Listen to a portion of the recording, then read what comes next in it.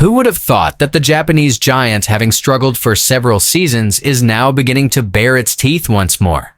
Alberto Puig, team principal of Repsol Honda, has boldly claimed that the RC213V has made significant progress in virtually every aspect. This bullish statement comes following the recently concluded Sepang 2026 preseason test. Is this mere hollow optimism, or has Honda genuinely found their way out of the wilderness? Let's delve into it. Stay with us till the end. The preseason test at Sepang International Circuit in Malaysia has indeed offered a glimmer of hope for the Honda camp.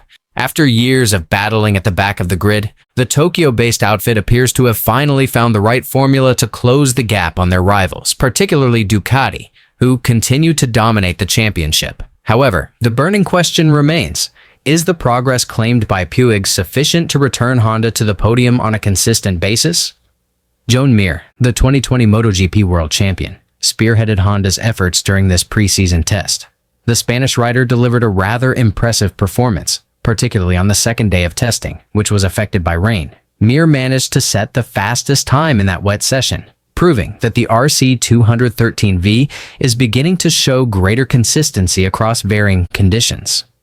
On the final day of testing, Thursday the 5th of February 2026, when riders undertook time attacks and race simulations, Mir finished 9th. His time was less than a second adrift of Alex Marquez, who topped the session on the Ducati Desmosedici. While still unable to match Ducati's outright pace, this achievement represents a significant step forward for Honda, who in previous seasons were often left languishing far behind. What's particularly intriguing about Mir's performance is his consistency. Unlike previous seasons where Honda frequently suffered dramatic performance fluctuations, this time the RC213V appeared far more stable. Mir was able to maintain a competitive rhythm throughout the longer sessions, demonstrating that Honda's improvements aren't merely about peak performance enhancement. Alberto Puig, known as a realist who rarely makes exaggerated statements, sounded exceptionally optimistic this time round. In his interview with Diverging, the former Catalan rider stated emphatically that Honda has achieved clear and measurable progress in nearly every aspect of the motorcycle. "We are improving the bike's performance, and we have improved it clearly. That's what we're doing. We're pleased because we've seen clear progress in all or nearly all aspects." "That's very positive," Puig declared with unmistakable confidence. This statement isn't without foundation. Puig explained that Honda's improvements don't constitute a wholesale revolution, but rather a series of detailed refinements which, when combined, produce significant performance gains. This philosophy actually reflects a mature technical approach, where Honda hasn't rushed to alter the fundamental concept of their motorcycle, but has focused on optimizing each component. This isn't revolutionary work. It's simply work of adjustment and improvement, small details, which ultimately make the bike better. You reduce a bit of weight here, a bit there, slightly improve the engine. Many small changes which, in the end, produce clearly beneficial results, Puig added, explaining their technical approach. This incremental approach might sound rather mundane, but in the MotoGP world, where fractions of a second can determine podium positions, every small detail carries enormous value. Honda appears to have learned from their past mistakes of being overly ambitious with radical changes that actually made the motorcycle increasingly difficult to ride. Despite being optimistic about the progress achieved, Puig maintained a realistic stance when setting targets for the 2026 season. When asked about the positions Honda would be fighting for, Puig didn't rashly suggest they'd immediately be battling Ducati for victories. That depends on many factors. But of course, we need to try to target the top 6 or 7, that would be good, consistently, fighting for podiums and to be in the front group. Then, of course, the races, the championship, and the riders themselves will determine your position. But that's the target, Puig explained pragmatically. This target might sound modest for a manufacturer of Honda's caliber who once dominated MotoGP, but given their performance over recent seasons, consistently finishing in their top 10 is already an achievement worthy of appreciation. Moreover, this target demonstrates that Honda has a clear roadmap and isn't trapped by unrealistic expectations. Consistency has become the watchword in Honda's targets. Rather than chasing the occasional spectacular result that's often followed by poor performance in the next race, Honda is now more focused on performance stability. This strategy makes far more sense in the context of a long championship, where consistent points can yield better results than occasional podiums interspersed with finishes outside the top 10. Whilst Alberto Puig sounds tremendously optimistic, Joan Mir has shown a more cautious attitude. Despite acknowledging the RC213V's progress, Mir emphasized that Honda isn't yet at the level to compete directly with Ducati. According to the 2020 world champion, targeting Ducati at this stage would actually be a strategic mistake. Mir recognizes that whilst there's improvement, many areas still require work. The performance gap between Honda and Ducati remains fairly significant, and Mir chooses realism over getting caught up in excessive optimism. This stance actually demonstrates Mir's maturity as a rider who has experienced the pinnacle of success and understands what's required to get there. The difference in perspective between Puig and Mir is actually quite natural and even healthy for team dynamics. Puig, as team principal, needs to display optimism to maintain team and sponsor morale, whilst Mir, as the rider who directly experiences the motorcycle on track, has a more concrete understanding of the deficiencies that remain. The combination of these two perspectives could help Honda find the balance between ambition and reality. Interestingly, Honda's progress hasn't only been acknowledged internally by their own team.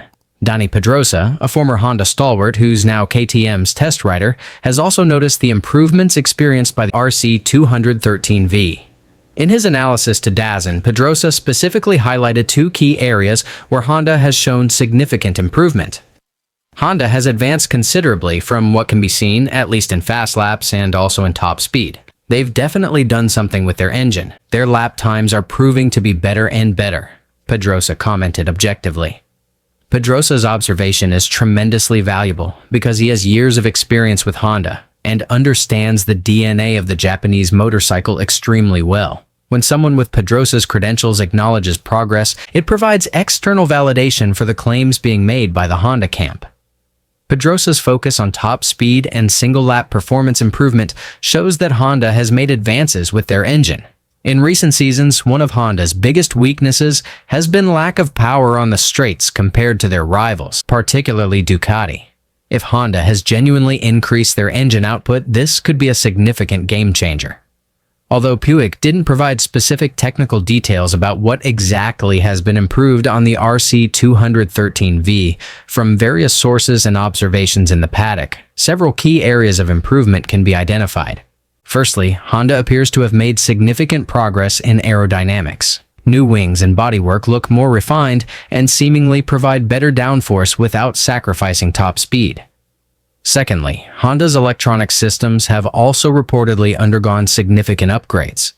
Smoother traction control and engine braking allow riders to be more confident in exploring the motorcycle's limits, particularly when exiting slow corners. This is an area where Honda has lagged well behind Ducati in recent years. Thirdly, the chassis and motorcycle geometry have also undergone adjustments. Honda is known to have experimented with various configurations to find a better balance between stability and agility. Feedback from Mir and their test riders appears to have borne fruit in creating a more predictable and confidence-inspiring platform. Fourthly, as mentioned by Pedrosa, Honda's engine has also improved. Although regulations limit engine development, Honda appears to have found ways to extract more power from the existing unit, possibly through optimization of the intake system, exhaust, or electronic mapping. Despite the progress achieved being worthy of appreciation, Honda still faces a number of substantial challenges. Most pressing is the performance gap with Ducati, which remains significant. Ducati's dominance at the Sepang test, where they placed several bikes at the top positions, shows that the Italian manufacturer has actually widened their advantage. The second challenge is consistency. The history of recent seasons shows that Honda often demonstrated progress in preseason testing, only to struggle once the racing season began.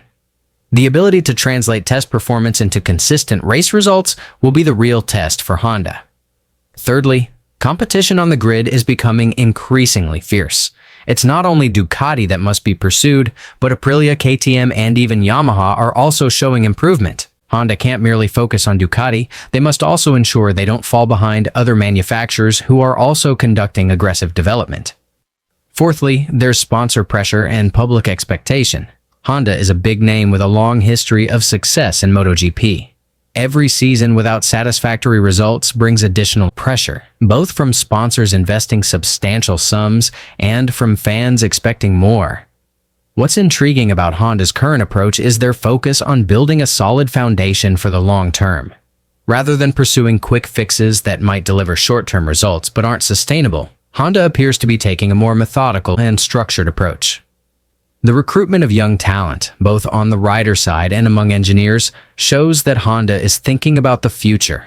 They don't just want to return to competitiveness for 1 or 2 seasons, but to build a program that can bring them back to the top and maintain that position. Better collaboration between the factory team and satellite teams is also part of this strategy. With more bikes on the grid and more data being collected, Honda can accelerate their development process. LCR Honda and other satellite teams now have a more integral role in the overall development program. Honda also appears more open to feedback and willing to acknowledge past mistakes. A more collaborative and less hierarchical internal culture allows the best ideas to be implemented without being hindered by bureaucracy or ego. Entering the 2026 season, expectations for Honda must be managed carefully. Based on what was seen at the Sepang test and comments from Puig and Mir, a realistic target is to be consistently in the top 10 with occasional ability to fight for podiums at certain circuits that suit the RC213V's characteristics. If Honda can achieve this target, it's already major progress compared to previous seasons.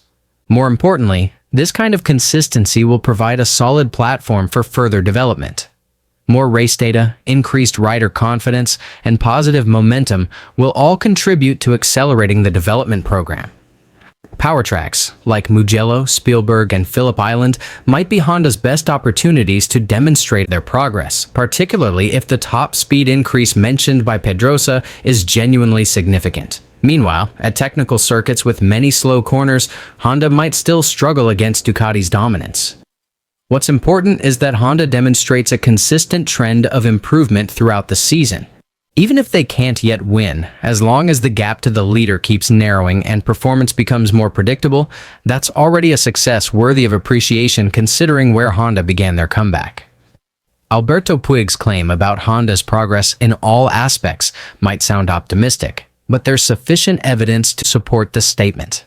The Sepang test results, external acknowledgement from the likes of Dani Pedrosa, and a more structured development approach all indicate that Honda is on the right track. However, the road to the top remains long and winding. Ducati won't stand still, and other rivals continue to develop as well. Honda must maintain this positive momentum, continue innovating, and most importantly, translate test performance into consistent race results. For Honda fans who have faithfully waited through years of difficult times, the Sepang test provides the glimmer of hope they've been longing for. Whilst returning to the dominance of the Marc Marquez era remains a distant dream, seeing Honda competitive again and fighting in the front group would already be a welcome sight. The 2026 season will be the real test of whether Puig's optimism is justified or merely team rhetoric.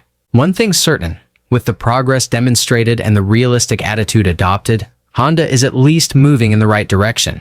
And for a manufacturer that had rather lost their way in recent seasons, finding the right direction is the crucial first step towards greater success. Don't forget to subscribe to our YouTube channel for the latest updates on Honda's development and all the dynamics of MotoGP 2026.